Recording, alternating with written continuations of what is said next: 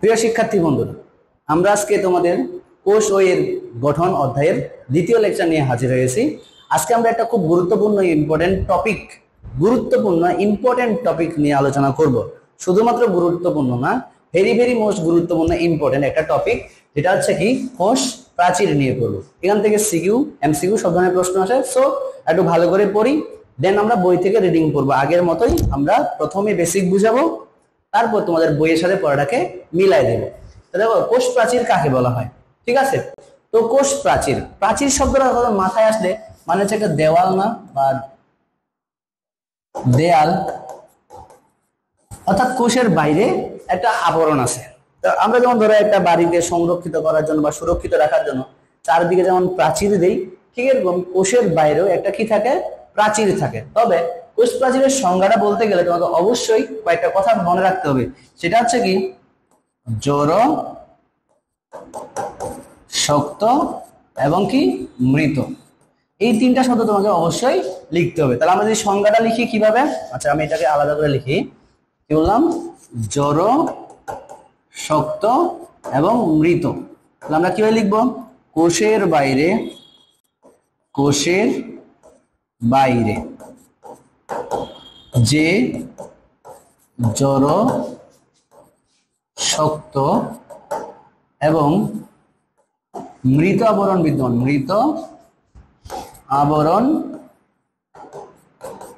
বিদ্যমান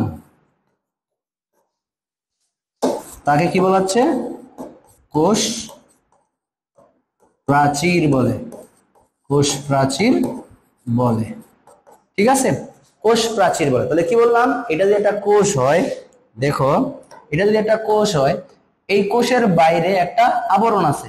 এটা যদি আমি কোষ ধরে নেই, এই কোষের চারদিকে একটা মৃত আবরণ আছে, এই মৃত আবরণটাকেই বলতেছি আমরা কি, কোষ প্রাচীর। তাহলে এই কথাটা আবার বলতেছি, কিভাবে লিখবো সংজ্ঞা? কোষের বাইরে যে জড়, শক্ত এবং মৃত আবরণ বিদ্যমান তাকেই বলা হচ্ছে কোষ প্রাচীর। এখন দেখো, কোষ প্রাচীরে যদি আমরা ভৌত গঠনটা দেখতে যাই, কোষ প্রাচীরের ভৌত গঠন সম্পর্কে বলতে গেলে আমরা কিছু কথা আগে মনে রাখবো, যে কোষ প্রাচীর শুধুমাত্র উদ্ভিদ কোষে থাকে। এটা কাদের মধ্যে থাকে? শুধুমাত্র উদ্ভিদ কোষে থাকে। প্রাণী কোষে কোনো কোষ প্রাচীর থাকে না। কি বললাম? প্রাণী কোষে কোষ প্রাচীর থাকে না। এখন দেখো, আমরা কোষ প্রাচীরের ভৌত গঠনে চলে যাচ্ছি। খুবই ইম্পর্টেন্ট, গ নম্বরের প্রশ্ন আসতে পারে যে কোষ প্রাচীরের গঠন বর্ণনা করো। ঠিক আছে, তখন দেখো কোষ প্রাচীরের গঠন সম্পর্কে বলতে গেলে ফার্স্ট যেটা বলতে হবে যে কখন কোষ প্রাচীর গঠন হওয়া শুরু হয়। মনে রাখতে হবে, কোষ প্রাচীরের গঠন শুরু হয় মূলত মাইটোসিস কোষ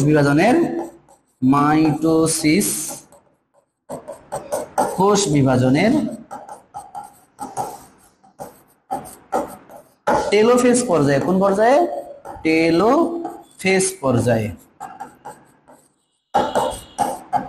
ঠিক আছে, কোথায় গঠন শুরু হবে? মাইটোসিস কোষ বিভাজনের টেলোফেজ পর্যায়ে। তো এটা একটু গঠন প্রক্রিয়াটা বুঝাইতে গেলে আমরা একটা নতুন পেজ এড করি, তাহলে তোমাদের জন্য সুবিধা হবে। আমরা আগে দেখে নিই যে একটা কোষ প্রাচীরের তিনটা স্তর থাকে মূলত। কয়টা? মধ্যবর্তী, প্রাথমিক প্রাচীর এবং কি সেকেন্ডারি প্রাচীর, এই তিনটা স্তর থাকে। এখন কিভাবে গঠন হচ্ছে দেখো, তোমরা সবাই পড়ছো ভৌত গঠন, দেখো সবাই পড়ছো। টেলোফেজ যে কোষ বিভাজনটা আছে, এই টেলোফেজ কোষ বিভাজনে এরকম করে দুই দিকে দুইটা নতুন নিউক্লিয়াস তৈরি হয়, তাই না?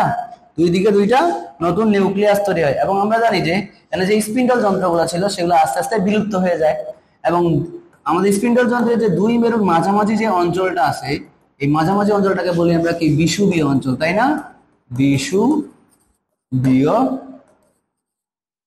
অঞ্চল, এটার নাম হচ্ছে কি, বিষুবীয় অঞ্চল।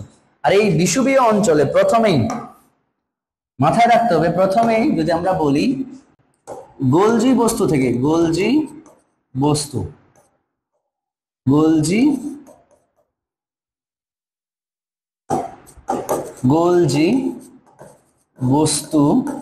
থেকে একটা আসে পেকটিন জাতীয় ভেসিকল, এবং এন্ডোপ্লাজমিক রেটিকুলাম থেকে, ইয়ার দিয়ে আমি এন্ডোপ্লাজমিক রেটিকুলাম বলেছি, এখান থেকে আসে ফ্র্যাগমোপ্লাস্ট। এই ফ্লেগমোপ্লাস্ট এবং এই দুটা জমা হয়ে আমাদের এই বিষুবীয় অঞ্চলে একটা পাতলা জেলির মতো স্তর তৈরি হয়, পাতলা জেলির মতো স্তর তৈরি। আমি এখানেও দেখাচ্ছি আর তোমাদের বইয়ে যে আছে সে ধরো এই যে পাতলা জেলির মতো, এটাকে বলা হচ্ছে মধ্য পর্দা। মধ্য পর্দা কি বললাম? তাহলে এই দুইটা মিলে কি তৈরি করলাম? মধ্য পর্দা। মধ্য পর্দা, ঠিক আছে। এবার আমরা আসি যে মধ্য পর্দার পরে আমাদের 2 নাম্বার যে স্টেপটা আছে সেটা হচ্ছে প্রাথমিক প্রাচীর। প্রাথমিক প্রাচীর। প্রাথমিক প্রাচীর মনে রাখতে হবে, এই যে মধ্যপর্দা আছে এই মধ্যপর্দার উপরে কতগুলো রাসায়নিক পদার্থ জমা হয়ে একটা পাতলা স্তর তৈরি হয়। মধ্যপর্দার উপরে কতগুলো রাসায়নিক পদার্থ জমা হয়ে একটা পাতলা, ধরো এটা যদি আমার মধ্যপর্দা, এরপরে আরেকটা স্তর জমা হয়ে কিছু রাসায়নিক পদার্থ। এখন কি কি রাসায়নিক পদার্থ মনে রাখতে হবে? সেলুলোজ, সেলুলোজ, হেমিসেলুলোজ এবং গ্লাইকোপ্রোটিন। কি? গ্লাইকোপ্রোটিন। সেলুলোজ, হেমিসেলুলোজ এবং কি গ্লাইকোপ্রোটিন ইত্যাদি জমা হয়ে একটা পাতলা স্তর তৈরি করে। আর এই পাতলা স্তরটার নাম হচ্ছে, এটা বললাম কি মধ্যপর্দা, আর এই পাতলা স্তরটাকে বললাম আমরা প্রাথমিক প্রাচীর। প্রাথমিক প্রাচীর, এটাকে আমরা কি বলতেছি? প্রাথমিক প্রাচীর। এরপরে বলছে যে কিছু কিছু কোষ, সব কোষে আরেকটা যে বললাম আমরা সেকেন্ডারি স্তর বলছি, সব কোষের ক্ষেত্রে সেকেন্ডারি কোষ প্রাচীর তৈরি হয় না। তাহলে বললাম কি 2 নম্বর পয়েন্টটা যদি আমরা সেকেন্ডারি প্রাচীর বলি, সেকেন্ডারি প্রাচীর বা গৌণ প্রাচীর যেটাকে বলা হচ্ছে, সেখানে বলছে যে এই মধ্যপর্দার উপরে আরো কিছু রাসায়নিক পদার্থ জমা হয়ে একটা মোটা স্তর তৈরি করে। মধ্যপর্দার উপরে রাসায়নিক পদার্থ জমা হয়ে আরেকটা মোটা স্তর তৈরি করে। কি কি? সেলুলোজ তো আছেই, এছাড়া লিগনিন, সুবেরিন এবং মোম, এই সকল রাসায়নিক পদার্থ জমা হয়ে একটা মোটা স্তর যার পুরুত্ব 5 থেকে 10 মাইক্রোমিটার। আর প্রাথমিক প্রাচীরের পুরুত্ব 1 থেকে 3 মাইক্রোমিটার। এগুলো মনে রাখবে এমসিকিউ এর জন্য, ঠিক আছে। এখন আমি একটা কথা বলছিলাম যে সেকেন্ডারি প্রাচীর সবার তৈরি হয় না। সেকেন্ডারি প্রাচীর তৈরি হয় মূলত ট্রাকিট ও ফাইবার কোষে। কোন কোষে? ট্রাকিট ও ফাইবার কোষে সেকেন্ডারি প্রাচীর গঠিত হয়, ঠিক আছে। এবং আমাদের সেকেন্ডারি, লিখে রাখি, সেকেন্ডারি প্রাচীর তৈরি হয় কিন্তু ভাজক কোষ ও অধিক মাত্রায় বিপাকীয় কোষ, অধিক মাত্রায় বিপাকীয় কোষে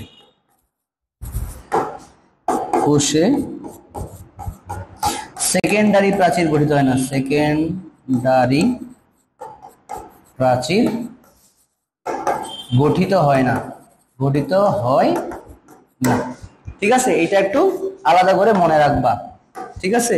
এই অংশটুকু একটু আলাদা করে মনে রাখবা, কোথায় আমাদের হচ্ছে সেকেন্ডারি প্রাচীর গঠিত হয় আর কোথায় সেকেন্ডারি প্রাচীর তৈরি হয় না। তাহলে আমরা কি বললাম যে প্রথমেই কি হলো, টেলোফেজ পর্যায়ে আমাদের যে বিষুবীয় অঞ্চল আছে এখানে কোষ প্লেট তৈরি হচ্ছে, যা প্রথমে গোলজি বস্তু থেকে আসে পেকটিন এবং এন্ডোপ্লাজমিক রেটিকুলাম থেকে আসে ফ্লেগমোপ্লাস্ট। এই দুইটা রাসায়নিক পদার্থ জমা হয়ে একটা পাতলা স্তর তৈরি করে, যা বলে মধ্যপর্দা। এই মধ্যপর্দার উপরে সেলুলোজ, হেমিসেলুলোজ, গ্লাইকোপ্রোটিন জমা হয়ে একটা স্তর তৈরি করে, এই অংশটুকু যেটাকে আমরা বলতেছি কি প্রাথমিক প্রাচীর। এবং কিছু কিছু কোষে যেমন ট্রাকিট এবং ফাইবার কোষে সেকেন্ডারি প্রাচীরের উপরে লিগনিন, সুবেরিন এবং মোম জমা হয়ে আর একটা মোটা স্তর তৈরি করে, যার নাম হচ্ছে কি সেকেন্ডারি প্রাচীর। পরীক্ষায় আসলে এভাবে এই ছবিটা আঁকবা আর এভাবে ব্যাখ্যা দিবা কি কি গঠন হইল, ঠিক আছে। এখন বলছে সেকেন্ডারি প্রাচীর আবার 3 স্তর বিশিষ্ট। কয় স্তর বিশিষ্ট? 3 স্তর বিশিষ্ট। সেকেন্ডারি প্রাচীর আবার কয় স্তর বিশিষ্ট? 3 স্তর। একে বলে বহিস্তর, এটা মধ্যস্তর, আর এটা হচ্ছে আমাদের কি অন্তঃস্তর। এই হলো আমাদের কি প্রাথমিক সরি সেকেন্ডারি প্রাচীর। ওকে, এখন দেখো আমরা এই জায়গাটাতে একটা জিনিস বলে ফেলি, পরীক্ষা আসলে আমরা কি কি লিখব। দেখো সবাই, যে কোষ প্রাচীর কিভাবে গঠিত হলো, প্রথমে মধ্যপর্দা, এই যে মধ্যপর্দা, পুরো পরীক্ষায় এই ছবিটা আঁকবা। তারপরে প্রাথমিক প্রাচীর, মধ্যপর্দার উপরে রাসায়নিক পদার্থ জমা হয়, এইটা হচ্ছে প্রাথমিক প্রাচীর। এবং সেকেন্ডারি প্রাচীর কি কি দ্বারা গঠিত হলো আমরা পড়ছি, যেটা আমরা রাসায়নিক গঠনে এখন পড়বো। দেখো রাসায়নিক গঠনে যদি আমরা বলতে যাই, মধ্যপর্দায় থাকে পেকটিন এবং ফ্র্যাগমোপ্লাস্ট। কি থাকে? ফ্র্যাগমোপ্লাস্ট। এখানে পেকটিনের ভিতরে প্রোটোপেকটিন এই সেই থাকবে, ওটা আমরা ব্রিডিং পড়ার সময় বুঝবো না। প্রাথমিক প্রাচীরে কি কি থাকতেছে? সেলুলোজ, হেমিসেলুলোজ এবং কিরে গ্লাইকোপ্রোটিন, শর্টকাট। আর সেকেন্ডারি প্রাচীরে থাকে লিগনিন, সুবেরিন এবং মোম। তবে একটা কথা মাথায় রাখতে হবে, বিশেষ দ্রষ্টব্যটা এমসিকিউ এর জন্য, মেডিকেল অ্যাডমিশন টেস্ট অথবা বোর্ড কোশ্চেনের জন্য এটা ইম্পর্টেন্ট, যে নরমালি কোষ প্রাচীর তো এই রাসায়নিক পদার্থ দ্বারা গঠিত হয়, কিন্তু ছত্রাকের কোষ প্রাচীর মূলত কাইটিন দ্বারা গঠিত। ছত্রাকের কোষ প্রাচীর কি দ্বারা গঠিত? ছত্রাকের কোষ প্রাচীর কাইটিন দ্বারা গঠিত। ছত্রাকের কোষ প্রাচীর কি দ্বারা গঠিত? কাইটিন দ্বারা গঠিত। এবং ব্যাকটেরিয়ার কোষ প্রাচীর লিপিড এবং প্রোটিন দ্বারা গঠিত, লিপিড, প্রোটিন এবং পলিস্যাকারাইড দ্বারা গঠিত। ঠিক আছে? এবং মাথায় রাখতে হবে যে শর্করা সংযুক্তিগুলা কোষ প্রাচীরে প্রধানত 40% সেলুলোজ, 30% হেমিসেলুলোজ, 20% পেকটিন এবং 10% গ্লাইকোপ্রোটিন। এখন এইটুকু প্রশ্ন যতটুকু পড়ছি, এটাকে এখন আমরা বইয়ের সাথে মিলাই নেই। এটাকে আমরা কি করি? বইয়ের সাথে মিলাই নেই। এই হইল আমাদের কোষ প্রাচীর। দেখো পড়াটা মিলাই নিচ্ছি। কোষ প্রাচীর বা সেল ওয়াল। কোষ প্রাচীর বা সেল ওয়ালের ক্ষেত্রে প্রথমে যে কথাটা বলা হচ্ছে, যে উদ্ভিদ কোষ একটা অপেক্ষাকৃত শক্ত জড় আবরণ দিয়ে আবৃত। এই জড় শক্ত আবরণকে কি বলা হয়? কোষ প্রাচীর। তুমি সুন্দর করে সংজ্ঞা লিখবা। কোষের বাইরে যে জড় শক্ত এবং মৃত আবরণ বিদ্যমান তাকে বলা হচ্ছে কোষ প্রাচীর। এবং কোষ প্রাচীরের মধ্যপর্দা এবং কোষ ঝিল্লি, প্লাজমা মেমব্রেনের মাঝখানে জড় কোষ প্রাচীরের অবস্থান, এবং ব্যাকটেরিয়া এবং ছত্রাক কোষের কোষ প্রাচীর আছে। কোষ ঝিল্লির বাইরে কোষ প্রাচীর অবস্থান করে। প্রাণী কোষে কোনো কোষ প্রাচীর থাকে না। এবার যাবো আমরা ভৌত গঠন। দেখো লেখা আছে যে একটা বিকশিত কোষ প্রাচীর মূলত 3টি ভিন্ন ভিন্ন স্তরে গঠিত, যার প্রথম স্তরটা হলো মধ্যপর্দা। লেখা আছে মাইটোটিক কোষ বিভাজনের টেলোফেজ পর্যায়ে। এমসিকিউর জন্য মনে রাখতে হবে, এর সূচনা করে। তাহলে এমসিকিউ প্রশ্ন আসে যে কোষ প্রাচীর গঠন শুরু হয় কোন ধাপে, তাহলে তোমার বলতে টেলোফেজ ধাপে। বলছে যে সাইটোপ্লাজম থেকে আসা ফ্র্যাগমোপ্লাস্ট এবং গোলজি বস্তু থেকে আসা পেকটিন জাতীয় ভেসিকল মিলিত হয়ে মধ্যপর্দা সৃষ্টি করে। মধ্যপর্দায় পেকটিক অ্যাসিড বেশি থাকার কারণে এটা কিসের মতো দেখায়? জেলির মতো দেখায়। এবং কোষ প্রাচীরের দুটি স্তরে দুইটা কোষের যে একটা সাধারণ পর্দা হিসেবে কাজ করে, তার নাম হচ্ছে কি? মধ্যপর্দা। তাহলে মধ্যপর্দার সংজ্ঞাটা দিতে পারো এটুক, কোষ প্রাচীরের যে স্তরটি দুটি পাশাপাশি কোষের সাধারণ পর্দা হিসেবে কাজ করে, তাকেই আমরা কি বলতেছি? তাকে আমরা কি বলতেছি? দেখো কোষ প্রাচীরের দুইটি স্তর পাশাপাশি মধ্যবর্তী যে পর্দা অবস্থান করে তার নাম হচ্ছে কি? মধ্যপর্দা। ঠিক আছে? এরপরে দেখো, এরপরে যে জিনিসটা আছে সেটা বলছে কি, যে দুটি স্তরের দ্বিতীয় স্তরটি হলো কি? প্রাথমিক প্রাচীর। দ্বিতীয় স্তরটি হলো কি? প্রাথমিক প্রাচীর।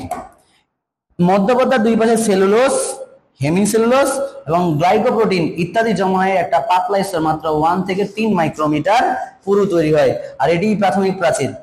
কোষ প্রাচীরের প্রধান উপাদানের মধ্যে হচ্ছে সেলুলোজ, এবং এদের কিছু কিছু কোষে যেমন ট্রাকিড এবং ফাইবার ইত্যাদি প্রাথমিক কোষের অন্ততলে আরেকটি স্তর তৈরি হয়, যেটাকে আমরা বলি সেকেন্ডারি প্রাচীর। তাহলে তোমাকে মনে রাখতে হবে সেকেন্ডারি প্রাচীর তৈরি হবে ট্রাকিড এবং ফাইবার কোষে। ওকে, যার পুরুত্ব হচ্ছে কত? এরকম। বাকি বাদ পড়লে পড়ছো, না পড়লে নাই। ঠিক আছে? এবার চলে যাও, আমরা কূপ এলাকা পড়বো। কি পড়বো? কূপ এলাকা।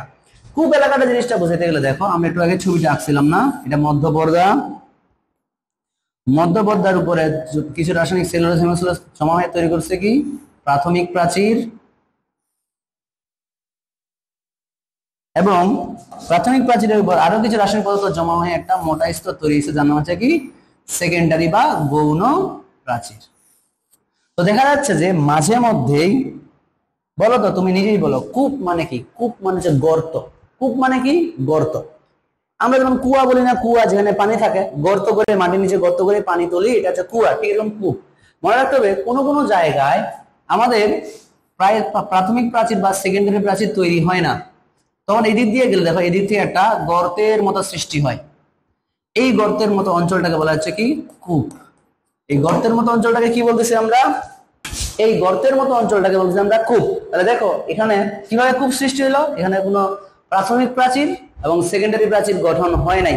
সেকেন্ডারি প্রাচীর গঠন হইতে পারে, বাট প্রাথমিক প্রাচীর গঠন না হলে সেখানে একটা গর্তের মতো সৃষ্টি হয়, তাহলে কূপ। এবং এখানে কূপ একসাথে দুইটা সামনাসামনি করে থাকে, এদিক থেকে একটা কূপ, এদিক থেকে একটা কূপ, যেন এটাকে বলা হয় কি কূপের ইংরেজি যে পিট, আর যেহেতু জোড়া মুখ করে থাকে এই জন্য হচ্ছে পেয়ার। আবার মনে রাখতো হিন্দি পিয়ার না, এই পেয়ার মানে হচ্ছে ভালোবাসা, ঠিক আছে? এই পেয়ার না, ঠিক আছে? এখানে পেয়ার বলতে পিয়ার জোড়া, অর্থাৎ এই একটা জায়গায় একসাথে মুখোমুখি করে দুইটা কূপ থাকে বলে এটার নাম হচ্ছে পিট পেয়ার। এবং পিট পেয়ারে জাস্ট আমরা একটা জিনিস পাই, সেটা হচ্ছে কি মধ্যপর্দা, তখন সেটার নাম হয়ে যায় কি পিট মেমব্রেন। এর নাম হয়ে যায় কি পিট মেমব্রেন। তোমরা একটু পড়ে নিতে পারো যে মধ্যপর্দার উপরে মাঝে মাঝে প্রাচীর সৃষ্টি না হওয়ার কারণে যে সরু নলাকার গর্তের সৃষ্টি হয় তাই হলো কূপ। আর এটি হলো প্রাচীরের সবচেয়ে পাতলা এলাকা এবং দুটি পাশাপাশি কোষে কূপ একটি অপরটির মুখোমুখি উল্টো দিকে থাকে এবং মাঝখানে মধ্যবর্তী থাকে, আর মধ্যবর্তীকে পিট মেমব্রেন বলে এবং মুখোমুখি পাশাপাশি অবস্থিত দুটি পিটকে পিট পেয়ার বলা হয়। এইবার দেখো আমাদের এখানে রাসায়নিক গঠনে চলে যাচ্ছে, যেটা আমরা আগেই পড়ছিলাম এই ছবিতে। এখানে আমরা রাসায়নিক গঠনটা পড়ে ফেলছি, তাই না? যে কি কি থাকে মধ্যপর্দায় পেকটিন এবং ফ্লেগমোপ্লাস্ট, প্রাথমিক পর্দায় প্রাচীরে সেলুলোজ হেমিসেলুলোজ এবং গ্লাইকোপ্রোটিন, সেকেন্ডারি পর্দায় লিগনিন সুবেরিন এবং মোম। দেখো আমরা এই জিনিসটাই আবার ওই বইয়ের মধ্যে রিডিং করব, ঠিক আছে? বইয়ের মধ্যে রিডিং করব। এই যে দেখো মধ্যপর্দায় অধিক পরিমাণে থাকে পেকটিক অ্যাসিড, এই জন্য এটা কি দেখায় জেলির মতো দেখায়।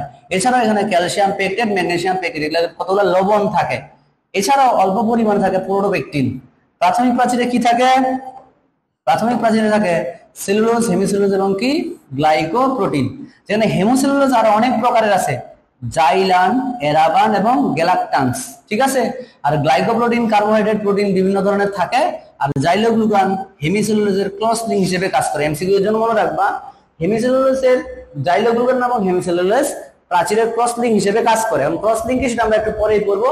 দেখো সেকেন্ডারি প্রাচীরে লিগনিন থাকে, পূর্ণ প্রাচীরে সুবেরিন এবং কি থাকে ওয়াক্স। তবে এই জায়গাটা একটু খুবই ইম্পর্টেন্ট, দেখো ছত্রাকের কোষ প্রাচীর মূলত কাইটিন দ্বারা নির্মিত এবং ব্যাকটেরিয়া কোষ প্রাচীর লিপিড এবং প্রোটিনের পলিমার দ্বারা গঠিত।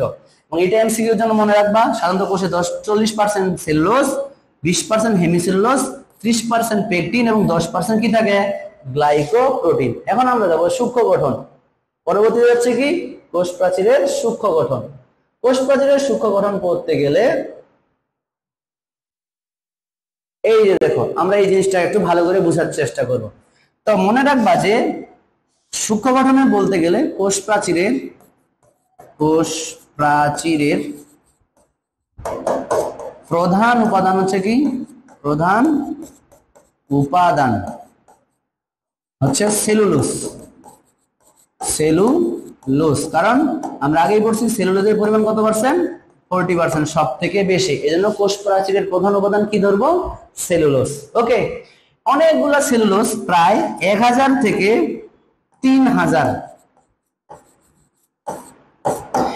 থেকে 3000 সেলুলোজ অণু একটা একটার সাথে যুক্ত হয়ে মূলত একটা সেলুলোজ চেইন তৈরি করে। কি করে? Cellulose chain. আর এরকম 100টা অণুর শৃঙ্খল মানে কি রে 100টা সেলুলোজ চেইন মিলিত হয়ে তৈরি করে মাইসেলি। মনে রাখবা এই মাইসেলি হচ্ছে কোষ প্রাচীরের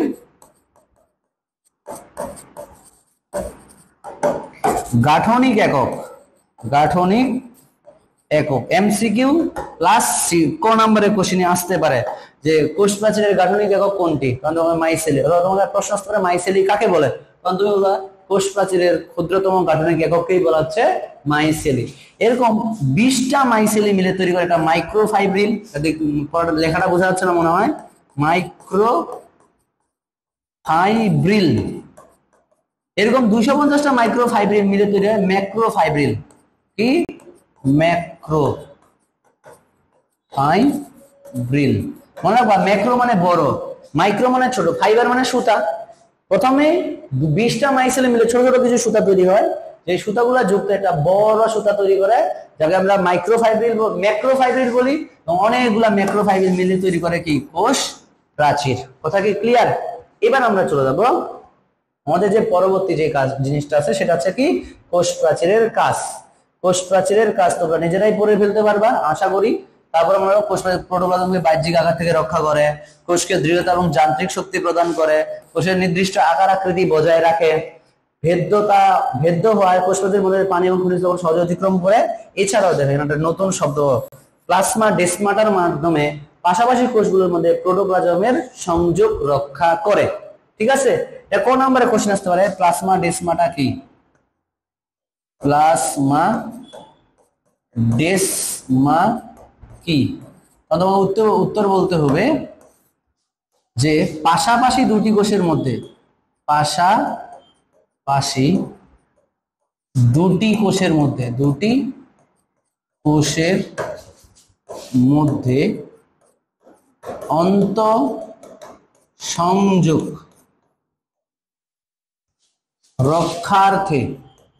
রক্ষার্থে যে আণুবীক্ষণিক সাইটোপ্লাজমীয়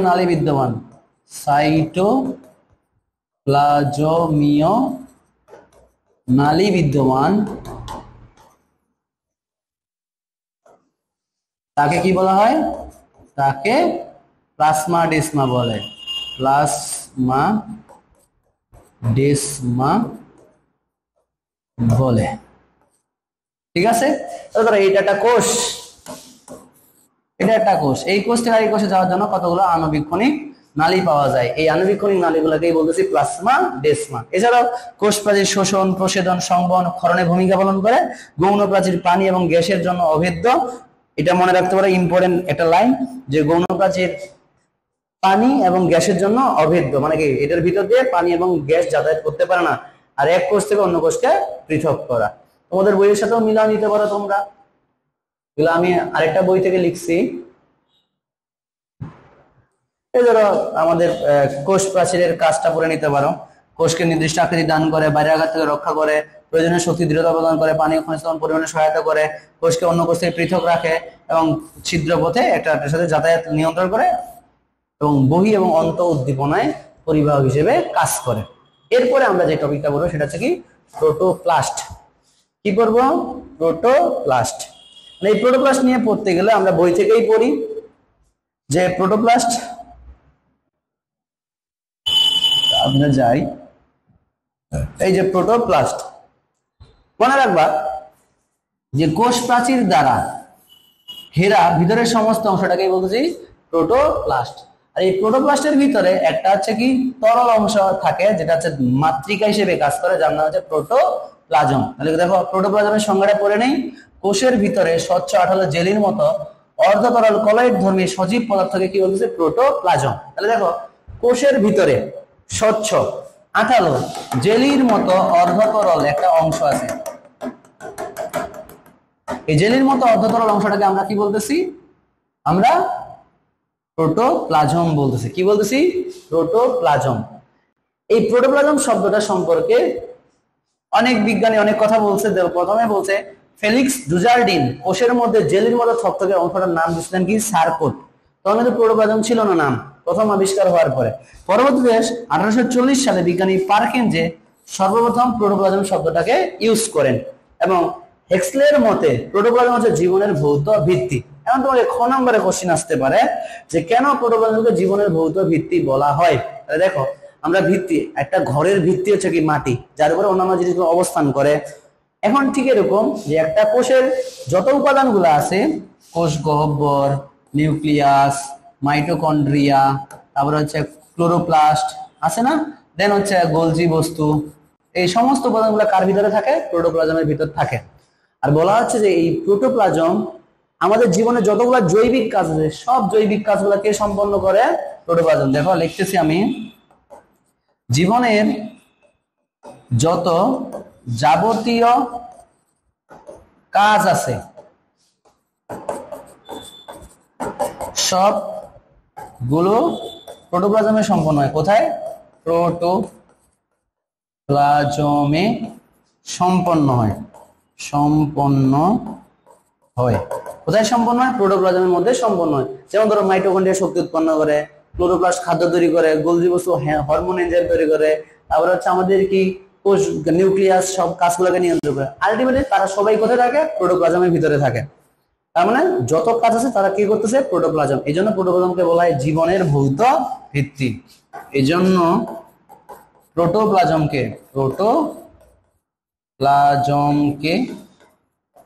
জীবনের ভৌত ভিত্তি বলে। এবং এখানে আরেকটা খ নম্বরে কোশ্চেন আমরা আসতে পারি, সেটা হচ্ছে কি পানিকে ফ্লুইড অফ লাইফ বলা হয় কেন? মানে পানির অপর নাম জীবন বলা হয় কেন? দেখো এই যে প্রোটোপ্লাজম আছে, এই প্রোটোপ্লাজমের 60 থেকে 90%, কোন কোন বই আছে 70 থেকে 90% হচ্ছে কি পানি। আর যদি পানি না থাকে তাহলে প্রোটোপ্লাজম শুকায় যাবে। প্রোটোপ্লাজম শুকায় গেলে জীব মারা যাবে, মানে কোষ মারা যাবে, আর কোষ মারা গেলে জীব মারা যাবে। এই জন্যই বলা আছে পানির অপর নাম মরণ, সরি পানির অপর নাম জীবন। ঠিক আছে, এই হচ্ছে কাহিনী। পানির অপর নাম জীবনও হতে পারে, মরণ হতে পারে। খাইলে জীবন, না খাইলে মরণ। আবার দূষিত পানি খাইলেও আবার কি মরণই। ঠিক আছে, তাহলে এইটা একটু মাথায় রাখতে হবে। আমরা একটু বইয়ের সাথে তোমাদের মিলাই নেই, তারপরে যাচ্ছি উপরের পড়ায়।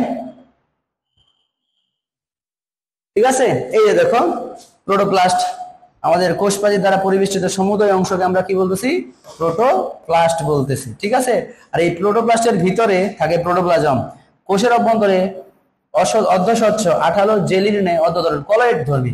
মনে রাখো কলয়েড ধর্মী মানে কি? এই কলয়েড ধর্মী শব্দের অর্থ হচ্ছে পানি আকর্ষী। আর পানিকে কি করে? পানিকে আকর্ষণ করে। এই ধর্মটাকে বলা হচ্ছে কি পানি আকর্ষী। ঠিক আছে, পরবর্তী দেখো লেখা আছে ফেলিংস ডুজার্ডিন, এটার নাম দিচ্ছেন সারকোট। এবং পরবর্তীতে কি নাম তার? বিজ্ঞানী পার্কিনসে, তিনি এর নাম সর্বপ্রথম হচ্ছে কি প্রোটোপ্লাজম শব্দটা ব্যবহার করেন। এবং বিজ্ঞানী হেক্সলের মতে প্রোটোপ্লাজম হচ্ছে জীবনের ভৌত ভিত্তি। কারণ এই জায়গায় তুমি উত্তরটা দিবা, খ নম্বরের কোশ্চেন আসলে প্রোটোপ্লাজমকে জীবনের ভৌত ভিত্তি বলা হয় কেন? প্রোটোপ্লাজম এই কোষের তথা দেহের সকল মৌলিক এবং জৈবিক কার্যাবলী সম্পন্ন করে থাকে। এই জন্য প্রোটোপ্লাজমকে কি বলা হয়? জীবনের ভৌত ভিত্তি। এছাড়াও প্রোটোপ্লাজমের কত 70 থেকে 90% হচ্ছে কি থাকে? পানি থাকে। এ থেকে বোঝা যায় যে পানির অপর নাম জীবন। এই জন্য পানিকে কি বলা হয়? Fluid of life. বলছে প্রোটোপ্লাজমের দুই ধরনের বৈশিষ্ট্য আছে, কিছু ভৌত বৈশিষ্ট্য আছে, কিছু রাসায়নিক বৈশিষ্ট্য আছে। ভৌত বলতে কি হচ্ছে? প্রোটোপ্লাজম এগুলো পড়ে ফেলছি আমরা, দরকার নাই। আমরা যাচ্ছি প্রোটোপ্লাজমের রাসায়নিক বৈশিষ্ট্য। রাসায়নিকভাবে প্রোটোপ্লাজম জৈব এবং অজৈব উপাদান আছে। এতে অধিক পরিমাণে আছে পানি, সব থেকে বেশি পানিই থাকে। কারণ কত পার্সেন্ট? 70 থেকে 90%। জৈব পদার্থের মধ্যে সবচেয়ে বেশি আছে প্রোটিন, এরপর আছে কার্বোহাইড্রেট, লিপিড এবং ভিটামিন। এছাড়াও আছে অক্সিজেন টক্সিজেন, মনে রাখবা বাকি অজৈব উপাদান। ঠিক আছে, এইবারে আমরা একটা মোস্ট ইম্পর্টেন্ট টপিকে যাচ্ছি, সেটা প্রোটোপ্লাজমের চলন। এইটা বোঝার জন্য আমরা আমাদের স্লাইডে যাই। প্রোটোপ্লাজমের চলন দেখো, এই জায়গায় যদি আমরা ছবিটা দেখি, এখানে দেখা যাচ্ছে যে এটা হচ্ছে কোষ গহ্বর, আর বাকি হচ্ছে সাইটোপ্লাজমীয় অঙ্গাণুগুলো আছে। দেখা যাচ্ছে যে সাইটোপ্লাজমীয় অঙ্গাণুগুলো এক জায়গায় স্থির থাকে না, তারা অনবরত কি থাকে? ঘূর্ণনশীল বা গতিশীল অবস্থায় আছে। আর সাইটোপ্লাজমীয় উপাদানগুলোর সাইটোপ্লাজমীয় উপাদানের গুলোর গতিময়তাকে কি বলা হয়? চলন বলে। কি বলা হচ্ছে? গতিময়তাকে আমরা কি বলছি? চলন। এমন বলছে কোষ প্রাচীর ঘেরা জীবের ক্ষেত্রে চলন একরকম, আর কোষ প্রাচীর বিহীন কোষের ভিতরে চলনটা আরেক রকম। আমরা এখানে একটা নতুন নাম শিখবো, সেটা হচ্ছে কি আবর্তন। চলনের একটা নাম হচ্ছে আবর্তন। বলছে যে প্রোটোপ্লাজমের ভিতরে যখন উপাদানগুলো জলের স্রোতের মতো চলাচল করে, তখন এই জলস্রোতের মতো চলনকে বলা হচ্ছে আবর্তন বা সাইক্লোসিস। কোন নম্বরে প্রশ্ন আসতে পারে আবর্তন বা সাইক্লোসিস কাকে বলে? তখন তুমি বলবা কোষ প্রাচীর যুক্ত, এটা একটা শব্দ অ্যাড করতে পারো, কোষ প্রাচীর যুক্ত কোষে প্রোটোপ্লাজমের যে জলের স্রোতের মতো চলন আছে, এই জলের স্রোতের মতো চলনকে আমরা বলছি আবর্তন। দেখো এই উপাদানগুলো একদিক থেকে ঘুরতেই আছে। আবর্তনটা আবার দুই প্রকার, একটা হচ্ছে একমুখী আবর্তন, আর একটা হচ্ছে কি বহুমুখী আবর্তন। তাহলে প্রথমে আসি একমুখী মানে কি? একের গল্প। দেখো তারা কি করছে? একটা কোষ গহ্বরকে কেন্দ্র করে উপাদানগুলো একই দিক থেকে বারবার অতিক্রম করতেছে, তখন সেই গতিবেগটাকে বলতেছি আমরা কি? একমুখী আবর্তন। তাহলে কি বললাম? একটি কোষ গহ্বরকে কেন্দ্র করে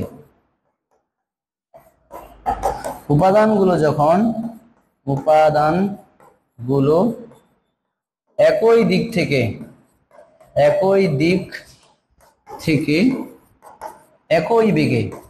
একই বেগে গতিশীল হয়,